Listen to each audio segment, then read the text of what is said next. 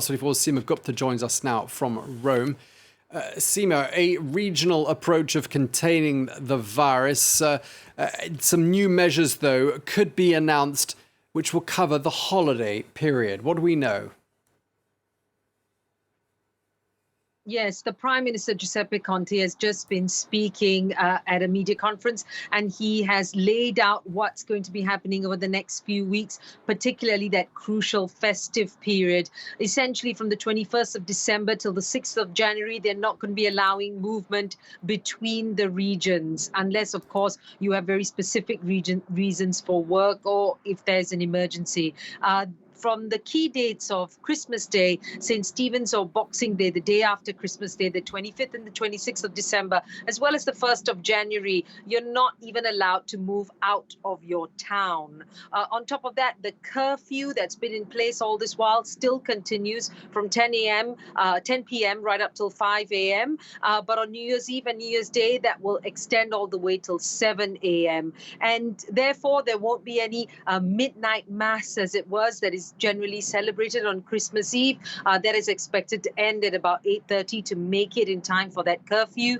Skiing as well as an activity from the 4th of December right up till 6th of January will not be allowed. Ski resorts will have to be closed. And from the 21st of December till the 6th of January, no cruises as well. So very clear that the government wants to be clear that while we are seeing the number of infections slowly going down, we're still not out of the woods, and the key period is this festive period, and they want to try to prevent people from gathering. It's been strongly recommended, the Prime Minister says, that if you are to celebrate in your homes, it's only to be with members of that household, and to discourage people from coming over or having events in their own home. Shops, though, will be allowed to run up till 9 p.m.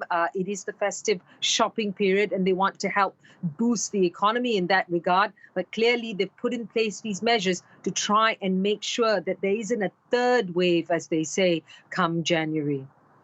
Yeah, you mentioned the number of new infections of COVID-19 has been steadily falling, and that must come as some comfort on a day when the country has hit this grim milestone of this record number of fatalities. Seema? Yes, Tom. I mean, it's really a depressing figure. 993 deaths, COVID deaths in the last 24 hours. And as you mentioned, I mean, the last time we saw this over 900 figure was back at the tail end of March. So Italy now has more than 57,000 deaths due to COVID-19. And why is that the case? It all goes back to the same issue, that the population here, it is an elderly population. I mean, the percentage of people in Italy that are over the age of 70 is some 17%, and that's compared to 10% in the rest of Europe. So it is an elderly population. And as we know, COVID affects the elderly in a lethal way. And that's why we're seeing so many deaths here in Italy. The average age of those COVID victims is the age of 80. And so it's simply because there is this elderly population. But yes, the bright light, if you like, is the fact that we are seeing a drop in admissions to hospital, a drop in admissions to intensive care units, as well as the increase in the number of new cases is slowly going downwards. So there's a feeling that they're on the right track, but that's why, precisely why, the government has continued with these restrictions in place, with the hope that you won't see that third wave come January. Okay, thank you very much indeed for bringing us up to speed. Seema Gupta in Rome.